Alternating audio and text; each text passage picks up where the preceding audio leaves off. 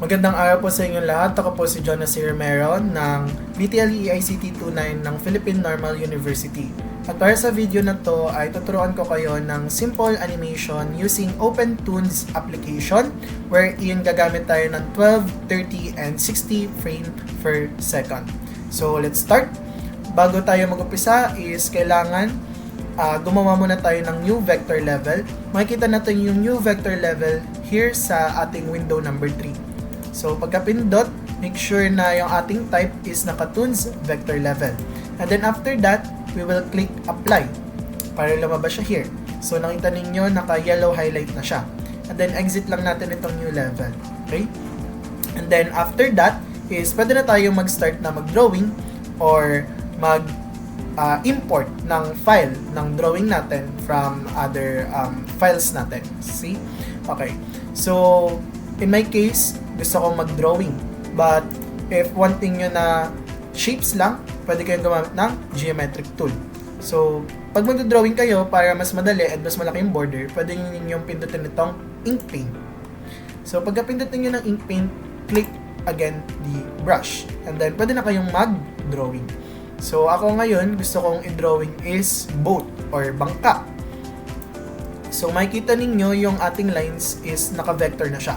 Kumbaga, mas lumilinaw yung ating mga lines and mas nagiging pantay siya kahit papaano. Okay, so ngayon is drawing na natin yung bangka.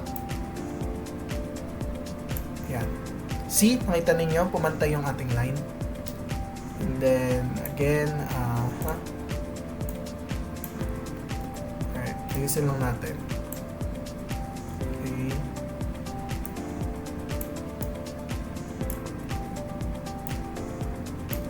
Ayusin lang natin para mas maganda yung ating line. Ayan. Right? Ayan. Okay na yan. Ngayon, if may gusto kayong burahin ng mga unnecessary parts ng ating drawing, of course, use the brush tool na makikita nyo here. Then, remove nyo lang yan. Right? And then, para mas madali nating ma-fill in yung ating drawing is gagamit lang tayo ng bucket or ng fill tool. So, yan. And then, drawing naman natin ngayon yung ating flag. Okay. Isang straight line and then the flag. Yan. And then, again, fill lang natin. After ninyo mag-drawing, balik lang tayo dito sa drawing toolbar natin. And then, makikita ninyo yung ating drawing mismo. Ngayon, para mapagalaw natin siya, is pipindutin muna natin yung ating frame number 2. Ngayon, pagka-pindot ninyo ng frame number 2, is click lang ninyo yung duplicate or letter D sa inyong keyboard para maging double siya. Right? Makita ninyo? Meron na tayo ditong sheet number 1 and then sheet number 2. Ngayon, para mapagalaw na natin siya, pindutin natin itong animate tool or letter A. Yan.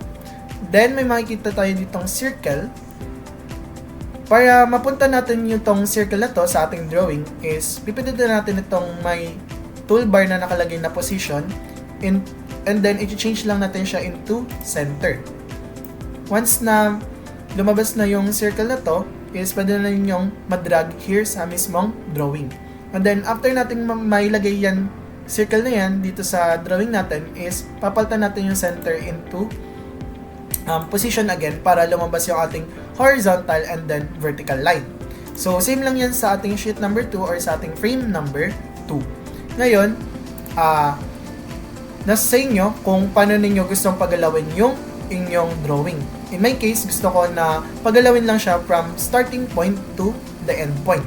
Ngayon, pwedeng lagpas sa mismong border or pwedeng nakalabas. Pero sa akin gusto ko is, ayan, nakakalahati muna sa starting point.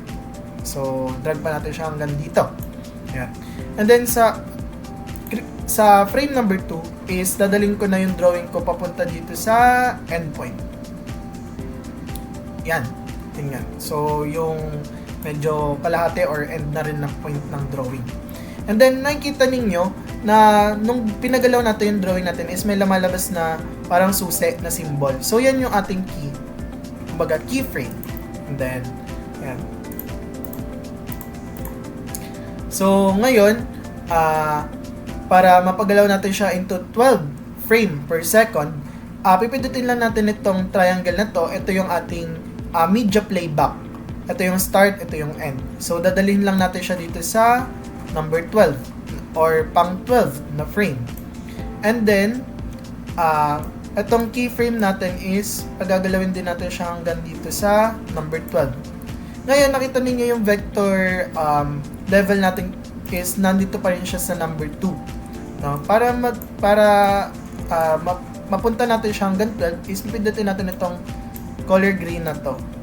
So, ayan. Bumove lang natin siya hanggang dito sa 12. And then, let's see kung gumagalaw na yung ating drawing. So, nakita ninyo, di ba? Sobrang bilis lang niya and medyo hindi pa smooth ganoon yung ating drawing since naka 12 frame per second pa lang tayo. Ngayon, paano ba natin siya gagawing 30 frame per second or 60 frame per second? So, ang gagawin lang natin is, dadalhin lang ulit natin itong media playback papunta dito sa 30. And then, same with the key, papunta dito sa ating 30th frame. And then, again, itong green na to, papunta dito sa 30. So, ayan. Then, balik lang tayo dito sa frame number 1 natin. And then, makikita ninyo na, ayan, mas smooth na kahit papaano yung ating drawing. And then, kung mas gusto niyo talaga na mas smooth pa, is dadalhin naman ninyo ulit itong media playback na to papunta dito sa 60. And then, again, the color gray papunta dito sa 60. And then, the keyframe also is dadalhin ninyo siya sa 60. Ayan. Medyo mana-mana lang siya ng konti. And then, punta tayo dito sa keyframe number 1 ulit natin, and then let's try to play. See? Mas smooth na yung ating drawing. Now, if gusto niyo na pagalawin yung bangka or yung drawing ninyo into another or different position, then gagawa lang ulit kayo ng new vector level, and new vector level letter B, and then exiting nyo yan, and then you can now start duplicate, and then pagalawin ninyo yung drawing ninyo sa iba't ibang position. So that's it for our video. I hope you enjoy na makita kung paano natin mas napagalaw ng smooth yung ating drawing from 12 frame per second up to 60 per second.